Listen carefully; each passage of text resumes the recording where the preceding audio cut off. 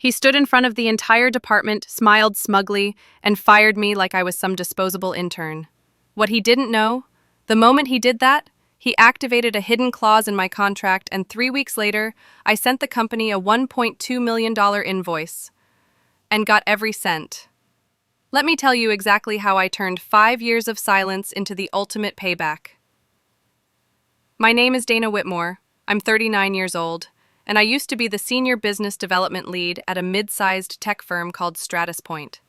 These days, I run my own consulting company, and I finally get the credit I've earned. But not long ago, I was someone else entirely. I was the woman who stayed late while others left early, who solved the impossible problems behind the scenes, and who kept quiet even when my work was paraded around by someone else. For 5 years, I lived under the thumb of a man named Eric Maddox. He was my direct manager and possibly the most shameless person I've ever worked with. He didn't just overlook people, he actively stepped on them. And I'll be honest with you, I let him, at least for a while. When I first joined StratusPoint, I was thrilled. The company was growing, and the team seemed hungry. I was coming from a smaller consulting firm and was ready to sink my teeth into something more stable. The title of Senior Business Development Lead was a big step up for me, and with it came better pay, more responsibility, and the chance to work with larger clients. The first 6 months felt like a dream. I had autonomy, I was learning fast, and it seemed like I was building something real. But then, Eric showed his true colors. He had this knack for sensing when someone else was doing something impressive and swooping in at just the right moment to take the spotlight. I saw it happen to 2 other colleagues before me, both of whom eventually left out of frustration. I told myself I could handle him, that I was smarter, that I'd just outwork him, but I was wrong. Eric was one of those managers who didn't actually manage anything. He didn't build strategies, he didn't mentor, and he certainly didn't carry his weight. What he did do, however, was master the art of corporate theater. He'd memorize just enough details from my weekly reports to sound informed in leadership meetings, then polish up my language and deliver it like it was his own thinking. Every time I saw my words come out of his mouth, I'd bite my tongue. Not because I lacked the courage to speak up, but because I was playing a longer game. I knew from the beginning that confronting someone like Eric head-on in a place like StratusPoint was a losing battle. He had friends in high places, and the company culture quietly rewarded those who could sell results better than those who actually produced them. So, I made a different move. Early in my first year, during final contract negotiations, I requested an unusual clause buried deep in the legal section. Nothing flashy. It said that if I were to be terminated from the company, I would receive a 5% commission on any deals I had directly originated, negotiated, or finalized within a 12-month window. It was a simple risk clause, and I had a long list of initial leads to justify it. At the time, nobody blinked. It passed through legal and HR without a hitch, probably because no one thought it would ever matter. But I kept that clause saved in multiple places, both at work and at home. And more importantly, I began keeping meticulous records every email, every meeting invite, every proposal that had my name on it. Because I didn't know exactly when I'd need it, but I knew the day would come. For years I endured. I was the one in the background making things happen. I cleaned up messy accounts, revived dead leads, and brought in consistent revenue. Eric, of course, found ways to tie himself to every success. He'd pop into client meetings at the last minute and smile like he'd been involved the whole time. I remember once closing a mid-six-figure contract with a logistics software firm, and he rewrote the summary before presenting it to the board, removing every reference to me. I sat in that meeting, smiling politely, while my own work was credited to the man sitting next to me. And even though it burned, I didn't say a word. Because that clause in my contract, that clause was my insurance policy, and with every account I brought in, I was stacking the deck in my favor. By the end of my 4th year, I knew more about the company's clients and revenue pipelines than most of the executive team. I wasn't just doing my job, I was outperforming every other business dev lead on the floor, and Eric knew it. That's when he started tightening the screws. He gave me low-priority assignments, sidelined me from key meetings, and started copying junior reps on emails to make it look like I needed oversight. But it didn't stop me. In fact, it made me sharper. I started working even more quietly. I began storing every single version of my proposals, tagging them with dates and recipient lists. I even started recording certain internal meetings, not for retaliation, but for clarity and reference. Still, I kept my head down. I knew he wanted me to react, to make a scene, to give him a reason to push me out before I had leverage. But I never gave him the satisfaction. Then, in year 5, something changed. A small company called Veltrix Systems reached out to StratusPoint, hoping to explore a long-term software integration deal. It wasn't a flashy company. Their branding was outdated and their last public investment round hadn't made headlines. So when their inquiry landed on Eric's desk, he dismissed it immediately. He called it a waste of bandwidth and told me to handle it so he could focus on more serious leads. But something about Veltrix caught my eye. Their COO, Mason Kwan, was sharp. He asked good questions, and the software stack they were building had clear synergy with some of our enterprise clients. So I took the lead, quietly and diligently. I spent months nurturing that relationship.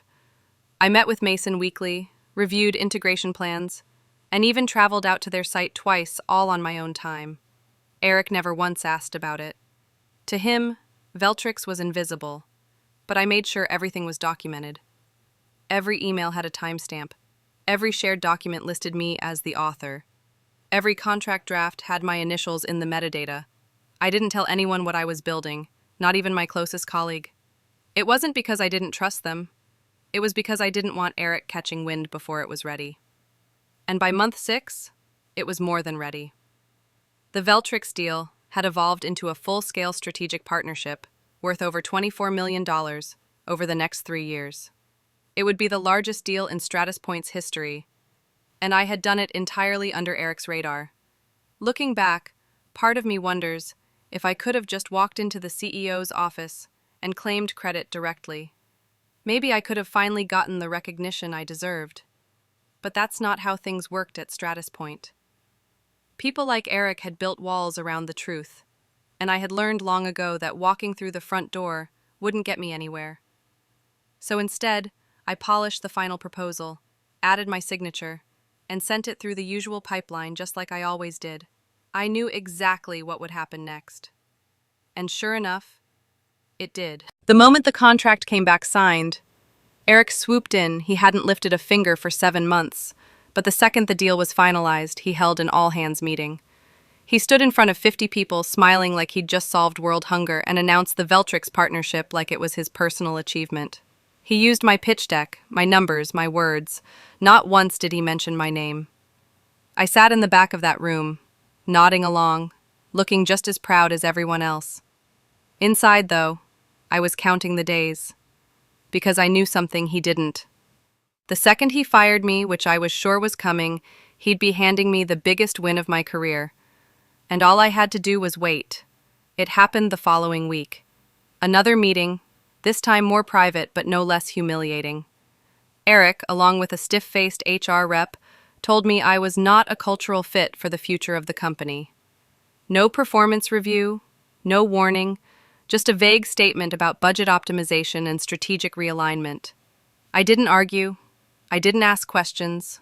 I just smiled, thanked them for the opportunity, packed up my things, and walked out of the building. Because what Eric didn't realize was that the moment he signed that termination form, he triggered clause 14.3 of my contract, the one that entitled me to 5% of the Veltrix deal. That's $1.2 million. And unlike him, I had the receipts to back it all up. About a year before everything exploded, I got an email in my inbox that looked like a typical long-shot lead. It was from a small company called Veltrix Systems, a name I hadn't heard before. Their website was bare bones, their pitch a little clunky, and their public presence was almost non-existent. They wanted to explore a potential strategic partnership with StratusPoint, maybe build a tool set that would integrate with our enterprise solutions. When I flagged it to Eric during a morning catch-up, he didn't even look at the details. He gave a lazy wave and said, "Sounds like a waste of time. Pass it off to the interns or take a look if you're bored." Then he moved on to boasting about a lunch meeting he had with a VP at a company that had ghosted us 3 quarters ago. That was Eric, always chasing shiny objects, never seeing the real value unless someone else had already packaged it for him. I almost handed it off, almost. But something about the way the email was worded stood out.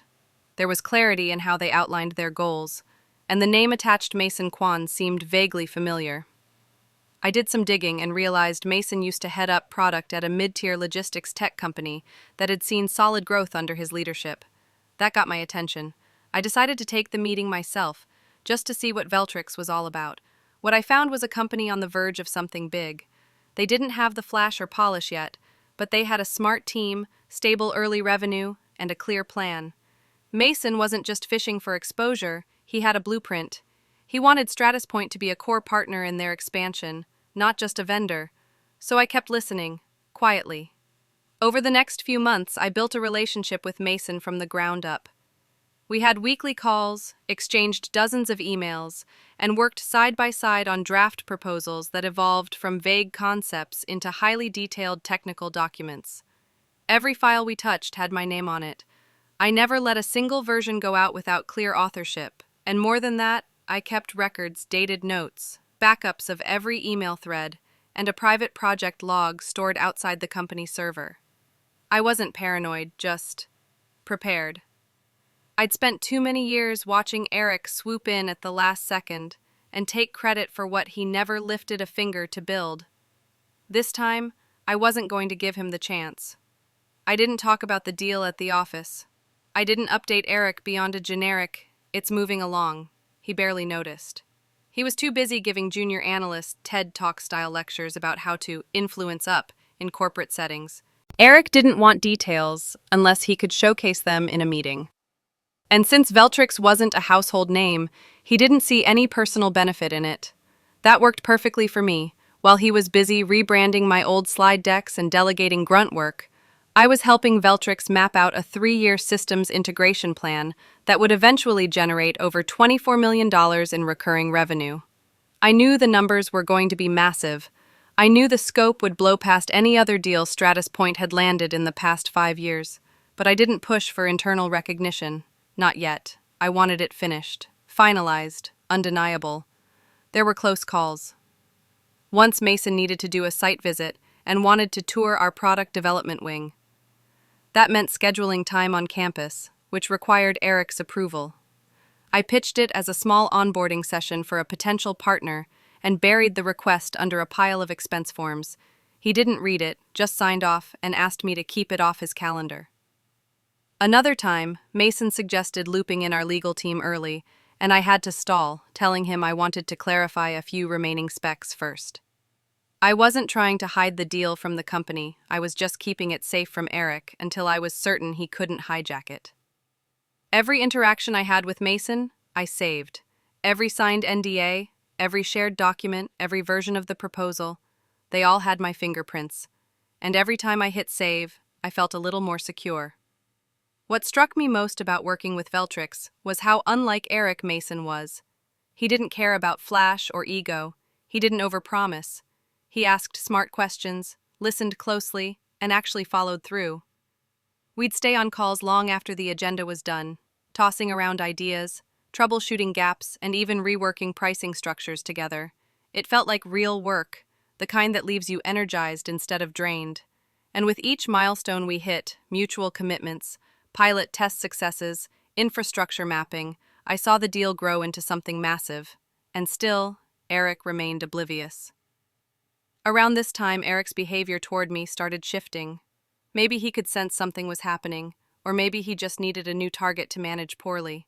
He started piling on irrelevant tasks, useless reports that no one read, meeting invites for projects I wasn't involved in, sudden demands for slide decks at 10 p.m. that he needed by first thing tomorrow. I didn't push back. I just did the work, all while keeping the Veltrix project running quietly in the background. I started coming in earlier, staying later, and blocking off chunks of my calendar with vague titles like BD research or client planning. I knew the more invisible the deal was to Eric, the safer it would be. Meanwhile, I was making sure the paper trail of my involvement was bulletproof. By month 8, we were in the final stretch. Veltrix's legal team had reviewed our contract terms, and the numbers were locked in. $24 million over 3 years with a renewal option and expansion clause in year 2. I remember sitting at my desk, looking at the final draft, heart pounding. I'd seen big deals before, but this one was different. This one had my name on it in every sense. I sent it to legal for routing and CC'd Eric only out of obligation, not expectation. True to form, he didn't reply. He didn't ask for background or offer feedback. I knew he'd wait for the deal to close, then leap in with a LinkedIn post or an all-hands email claiming leadership vision. I'd seen him do it before. This time, though, I had something he didn't know about. Clause 14.3 in my contract, the termination commission clause, was no longer just theory. It now had a name and a number attached to it. Veltrix, $24 million, 5%.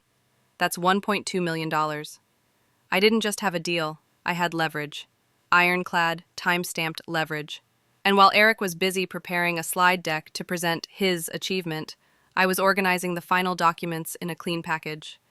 Deal timeline, proposal history, all emails with Mason, internal memos, all of it compiled and saved. I even had a spreadsheet tracking the hours I'd worked on the partnership off the clock. Not because I planned to bill them, but because I wanted to show how much I'd invested and how little Eric had done. When the Veltrix deal officially closed and the contract came back signed, Eric finally reacted. He sent out a congratulatory email to the entire business development department. Subject line, historic win for StratusPoint. He talked about strategic foresight, executive alignment, and how the deal reflected months of collaborative leadership. Not once did he mention my name. Not a single line. I stared at that email for a long time. I didn't feel angry. I didn't even feel surprised. I just felt ready. Because I knew what was coming next. And when it happened, I wouldn't have to say a word. The documents would speak for themselves. That week, Eric scheduled a last-minute team meeting. When we gathered in the main conference room, I knew from the tone that something was off. He stood at the front with an HR manager beside him. That was never a good sign. He cleared his throat and launched into a speech about organizational restructuring and forward-looking strategy. Then, without hesitation, he looked straight at me and said, "Dana, unfortunately, we've decided to part ways. This isn't personal, it's just about alignment. You've been a valuable contributor, but we're moving in a different direction." Just like that, in front of everyone. No warning. No performance review, just cold, rehearsed nonsense. I didn't flinch. I just nodded, stood up, and said, "Understood." I packed my things in silence while people stared. Some looked shocked, a few looked heartbroken. But me? I felt a strange calm. Because I wasn't walking away, empty-handed. I was walking out with a $1.2 million invoice in my back pocket, and a folder full of evidence to back it up. That night, I sent a single email to the legal department. Subject line, Clause 14.3, Commission Entitlement. I attached the contract, the deal summary, and a clean invoice for 5% of the Veltrix deal. Then I sent a second email to my attorney, Marcy Clark, with all the supporting documents we had prepared months earlier. I didn't need revenge. I had facts. I had proof. And now, the clock had started. Eric thought he had the last word. He had no idea the real story was just beginning. It was a Monday. I remember because I wore my navy blazer, the one I always saved for important meetings. The air was humid, my coffee was still too hot, and my inbox had already filled up before 9 a.m.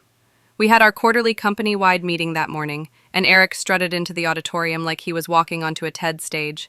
The entire sales and BD division was packed into rows of stiff chairs, polite chatter echoing off the walls. Eric took the mic with his usual smug grin and cleared his throat like he was about to deliver something groundbreaking. I didn't expect him to mention Veltrix. I really didn't. I figured he might float a vague reference to a new strategic win, or maybe name drop in passing. But no. He dove in head first, proudly declaring the Veltrix partnership as a historic deal for StratusPoint, and then proceeded to show my slides, word for word, image for image, every metric, every chart, every projection I had built over months of quiet, meticulous work.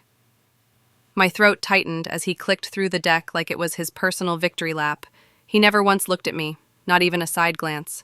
and when someone asked a question about the product integration phase, he nodded thoughtfully and said, "Our team handled it beautifully. I personally led that collaboration." That's when it hit me. He wasn't just taking credit. He was rewriting the entire story. I sat there frozen, hands in my lap, feeling like my chair might swallow me whole. But I didn't move. I didn't interrupt. I didn't even raise an eyebrow.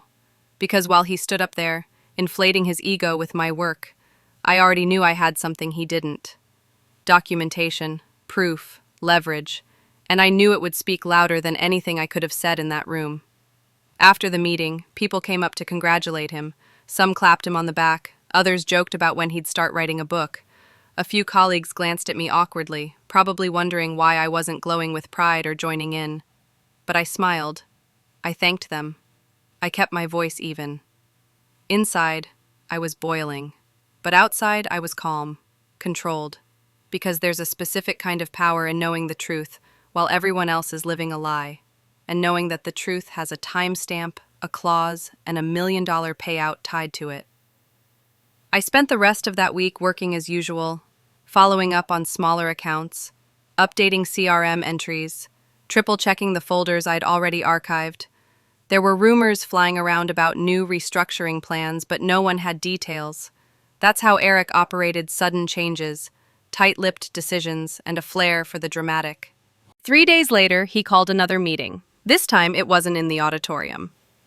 It was in the open concept conference space on the 12th floor, right in front of the sales team. No slides, no mic, just Eric standing with his arms folded, flanked by a junior HR rep who looked more nervous than anyone in the room. I walked in and knew immediately. There was a tightness in the air, a forced silence. Eric gestured for attention, and when the room quieted, he didn't waste a second. "We're making some changes," he began, with that same flat corporate tone he used when cutting budgets or canceling bonuses. "As of today, Dana Whitmore will no longer be with the company. This is part of a realignment effort, and while we appreciate her contributions, we've decided her role is no longer aligned with the future of StratusPoint." I just stood there, listening. No emotion, no reaction. He didn't even have the decency to speak to me in private. He fired me in front of the entire team. No notice, no documentation. Just a cold, public dismissal, with zero explanation beyond some vague nonsense about alignment. I looked around the room. A few people looked away. A few looked shocked. One of the newer hires actually whispered, "Wait, what?" I didn't say a word. I didn't make a scene. I simply nodded, picked up the portfolio I always kept on hand, and walked to my desk. I packed my things slowly, deliberately, while the room remained awkwardly silent. One by one, people came by: quiet handshakes, confused glances, whispered goodbyes. I smiled at each of them, thanked them sincerely, and kept my head high. Not because I wasn't hurt, but because I wasn't done. Not by a long shot. As I walked out of the building, sunlight hit me square in the face. I remember stopping on the sidewalk for a moment, taking a deep breath, and actually smiling. Because I knew something Eric didn't. He thought he'd erased me from the story, that he'd claimed the prize and shut the door behind him. But he'd forgotten about Clause 14.3 in my employment agreement, the one he signed off on 2 years ago without reading. The one that guaranteed me 5% commission on any client contract I originated if I were terminated for any reason. And Veltrix? That was mine, top to bottom. I didn't need a stage to prove it. I had everything saved, indexed, time-stamped, legally binding. That night, I sat at my dining room table with a glass of red wine and pulled up the email draft I'd prepared weeks earlier. Subject line, Clause 14.3, Commission Entitlement. I attached a clean invoice, $1.2 million, representing 5% of the Veltrix contract's gross value. I included the signed agreement, the clause clearly highlighted, and a summary of all documentation linking me to the deal emails, calendar invites, proposal drafts, even recordings from key Zoom calls with Mason Kwan where I was leading every discussion. Then I hit send to the legal department. 1 minute later, I sent a copy to my attorney, Marcy Clark, who had been on standby ever since we finalized our playbook for this exact scenario. The next morning, I woke up to 3 missed calls and an email from StratusPoint's general counsel, marked urgent. Marcy took over from there. She responded with a full package, a detailed timeline of my involvement in the Veltrix project, screenshots of Eric's internal communications that excluded me, and legal commentary on the enforceability of Clause 14.3 under state employment law. It was airtight, no ambiguity, no wiggle room. By noon, I had a reply from StratusPoint's CFO asking for a meeting. I politely declined and referred them to Marcy. I didn't want a conversation, I wanted accountability. Eric had publicly humiliated me in front of my peers. He wanted the credit, the spotlight, the applause. That was fine. He could keep the spotlight. I'd take the payout. What happened next spread like wildfire. Word got out internally that StratusPoint's legal team had overlooked a critical clause in my contract. Some employees whispered about the number $1.2 million. Others speculated about the fallout. Suddenly, people started rereading their own contracts, asking quiet questions in hallways, wondering just how careless leadership had become. Eric tried to play it cool. He called an internal meeting and brushed off the situation as a contractual misunderstanding. But the damage was done. He didn't look confident anymore. He looked cornered. And worse, he looked exposed. Because every claim he'd made about building the Veltrix partnership was now under scrutiny. And the paper trail told a different story. I didn't gloat. I didn't send cryptic posts or vague tweets. I stayed silent and professional, just like I had for 5 years. But behind the scenes, the wheels were turning. HR was panicking. Legal was scrambling. And Eric? He was finally feeling the weight of everything he'd ignored, overlooked, and tried to steal. My attorney informed me they were offering to settle quickly, full payment, no litigation, but they also wanted me to sign a non-disclosure agreement. I told Marcy to tell them no, not unless they offered an additional 7 figures on top. I wasn't interested in staying quiet. I wanted the freedom to tell my story on my terms, in my voice, without a muzzle. Because this wasn't just about money. It was about showing what happens when someone finally stands up and says, "Enough." That night, I sat alone in my apartment, watching the city lights flicker through the window. I thought about the moment Eric fired me, about how small he looked behind all that smug confidence. And I realized something. He didn't just fire me, he freed me, from the meetings that went nowhere, from the credit that was always stolen, from the constant push to stay quiet while someone else climbed over my work. He thought he'd ended something that day, but really, he started it. And this time, I wasn't walking away quietly. The sun hadn't even gone down when I hit send. The email went straight to StratusPoint's legal team with the subject line, Clause 14.3 commission due upon termination. In the body, I kept it short and professional. I simply reminded them of the clause in my employment contract that entitled me to 5% commission on any deal I originated, in the event I was terminated for any reason. Then I attached the scanned copy of the signed agreement initialed on every page and highlighted Clause 14.3 in bold yellow. And just to make sure no one missed the point, I also included the finalized Veltrix contract with my name clearly listed as the originating party, along with the date stamp that proved it was closed before they fired me. I didn't wait for a reply. I didn't have to. 10 minutes later, my attorney Monica James followed up with her own message, far more detailed, far more intimidating. Monica's email included a full timeline of my involvement with Veltrix Systems, starting from the first inquiry email I received a year ago, all the way through to the signed partnership documents.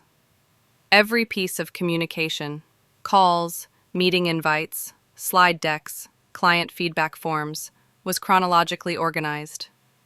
She also added links to recorded Zoom meetings where I was the lead, and the client, Mason Kwan, addressed me directly as the point of contact.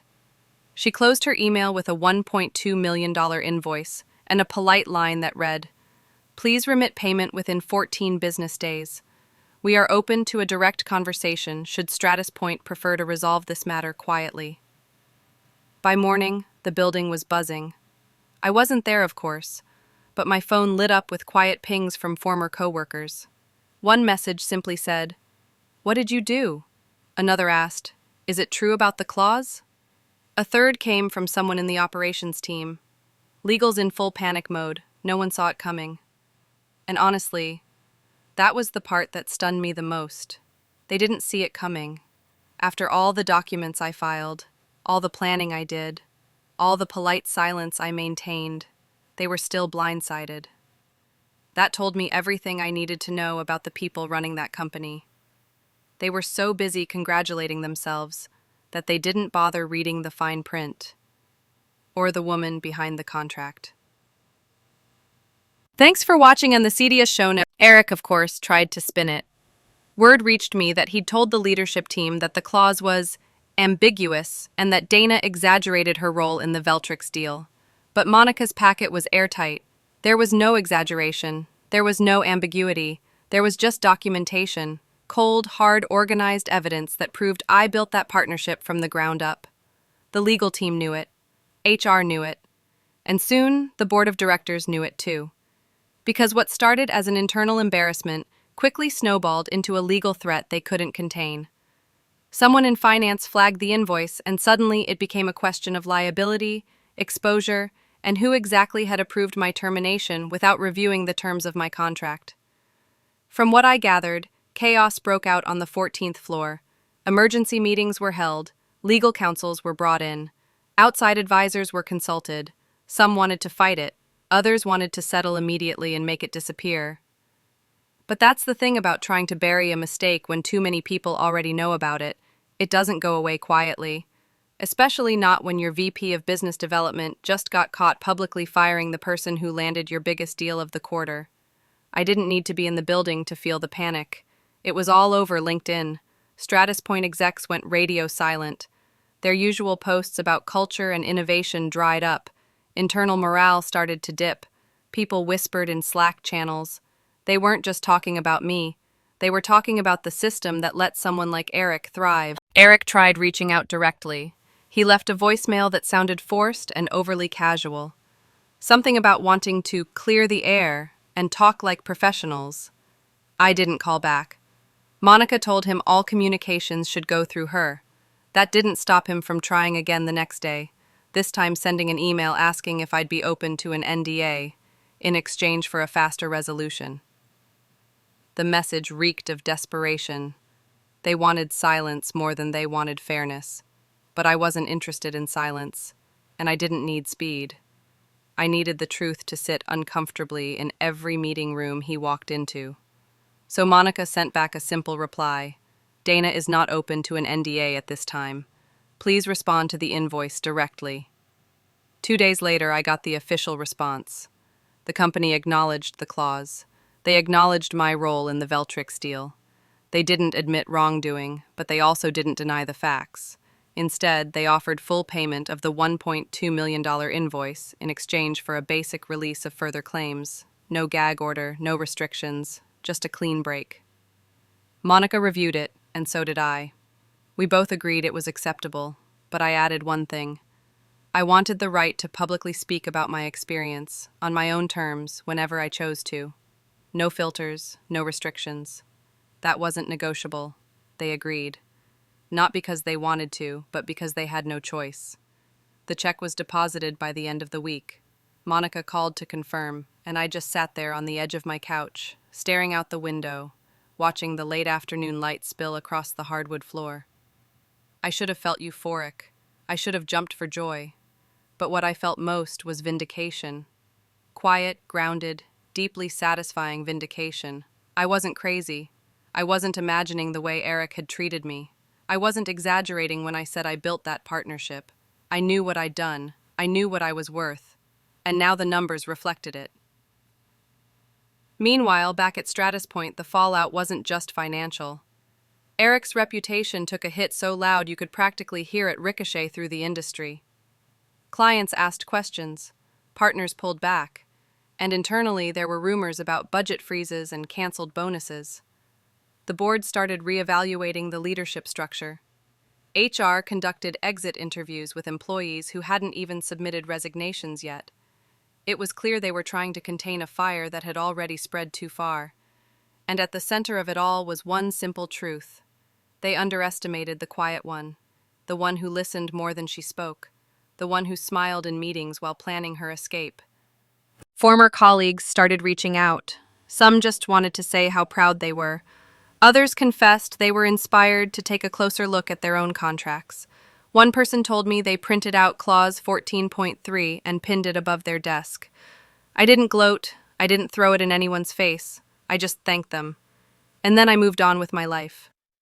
I traveled. I spent more time with my sister in Vermont. I finally opened the bottle of wine I'd been saving for something worth celebrating. And I slept. Deep, restful sleep without anxiety dreams about being overlooked, cut off, or erased. Eric? He's still at StratusPoint, last I heard. But he's not the same. His emails aren't as confident, his circle isn't as loyal, and there's a new name floating around as a potential replacement, someone from outside the company, someone with a reputation for cleaning house. Whether he survives or not isn't my concern anymore. He wrote me off in front of a crowd, but I wrote my name on something far more lasting, a legal document that forced a billion-dollar company to admit they'd tried to erase the wrong person. And here's the funny part. If he'd just left me alone, if he hadn't tried to humiliate me publicly, if he hadn't stolen credit for the deal, I probably would have walked away quietly. I would have chalked it up to another toxic workplace and kept my head down. But his ego got greedy, and that greed triggered a clause that he'd never bothered to read, one he signed off on without even blinking. That's what arrogance does. It blinds you to the details. And the details? That's where I lived. That's where I thrived. That's what made me unstoppable. It took exactly 7 days. 7 long, quiet, deliberate days of waiting. After Monica and I sent our final reply, no NDA, no gag order, just the payment we were owed, I didn't pace or panic, I simply waited. On the 8th morning, it hit. A wire transfer for $1.2 million landed in my account. No fanfare, no apology, just a bank confirmation email and a subject line that read, Settlement Disbursement, Dana Whitmore. I stared at the screen for a long moment, not because I couldn't believe it, but because I could. I had earned every penny. I knew it. They knew it. And now, it was finally real. StratusPoint tried to slip in one more NDA after the transfer. Some kind of post-facto agreement attached to a form marked Final Acknowledgement. Monica flagged it instantly and shot back a message that made it clear I wouldn't be signing anything. Their response was brief. Understood. And just like that, they gave up. That told me everything I needed to know.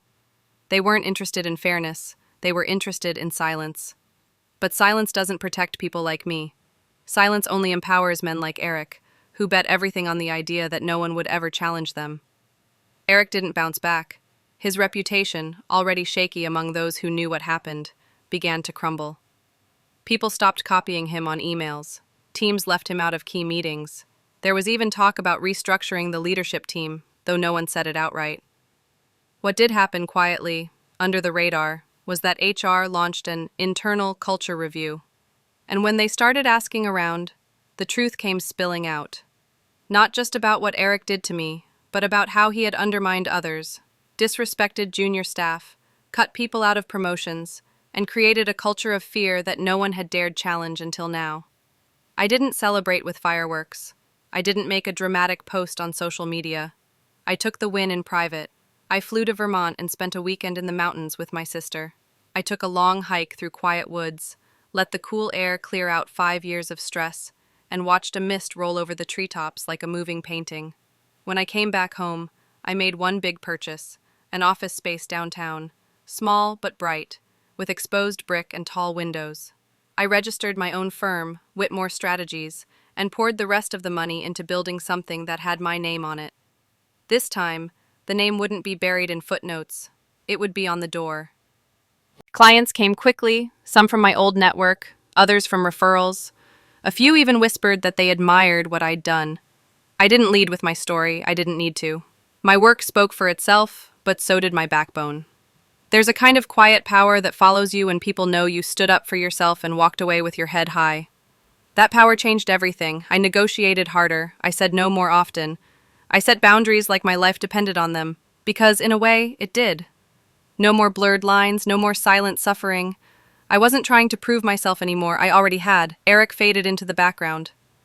Last I heard, he'd been moved to a non-client-facing role, some internal projects position with no team and no authority. They said it was temporary, but we all know what that means. StratusPoint needed to make it look like accountability without triggering a lawsuit.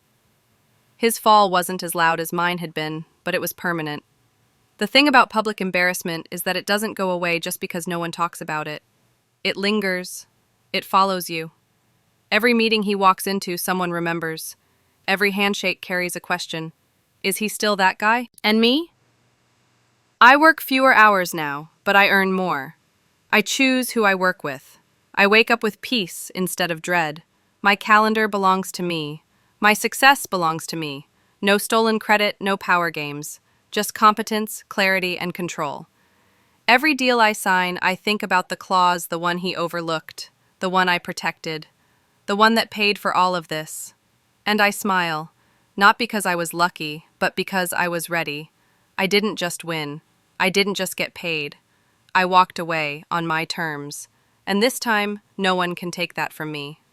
I get messages, sometimes, young women in corporate jobs, asking how I stayed quiet for so long, how I planned it, how I knew it would work. The truth is, I didn't know. I just refused to be erased. I refused to let someone else decide how my story ended, so I wrote a better one, not with vengeance or rage, but with patience, precision, and proof. That's what people forget. Revenge doesn't always roar. Sometimes it whispers. Sometimes it shows up in a wire transfer. Sometimes it sits in a chair across from you, in a building with your name on the lease. The irony is, I never wanted to be a symbol. I just wanted to be respected. But when that's denied long enough, the hunger turns into something sharper, something unstoppable. I built my exit with the same quiet determination I brought to every project. And when the moment came, I didn't burn the place down. I just walked out with everything they said I'd never have: dignity, power, and the last word. No NDA, no silence, no regrets.